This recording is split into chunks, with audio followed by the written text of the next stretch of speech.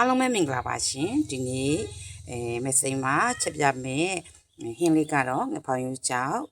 ဟင်းလေးပဲဖြစ်ပါတယ်ရှင်ပါဝင်တဲ့ပစ္စည်းကတော့ငဖောင်ရိုးကြောက်ငရုတ်သီးစ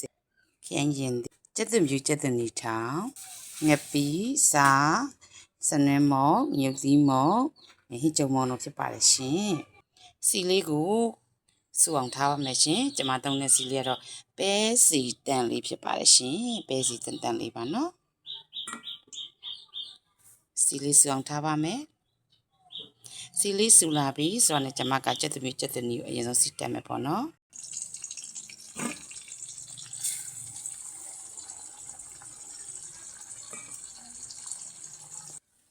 ကျက်သွန်နီလေးအနံလေးသင်လာပါပြီကျွန်မဘာယုံကြောက်လေးထည့်ပါပြီရှင်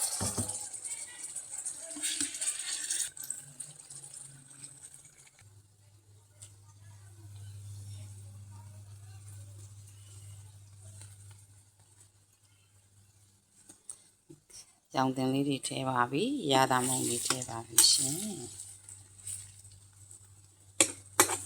ဒီလိုအနေထားလေးပေါ့နော်ဖြစ်သွားပြီဆိုရင်ကျွန်မကခင်းကျင်သီးလေးထည့်ပါမယ်ခင်းကျင်သီးလည်းအလုံးလိုက်ပါပေါ့နော်နှစ်ချမ်းပဲချမ်းထားပါတယ်မွေးနေရောပဲရှင်အစောသီးလေးကိုထည့်လိုက်ပါမယ်ရှင်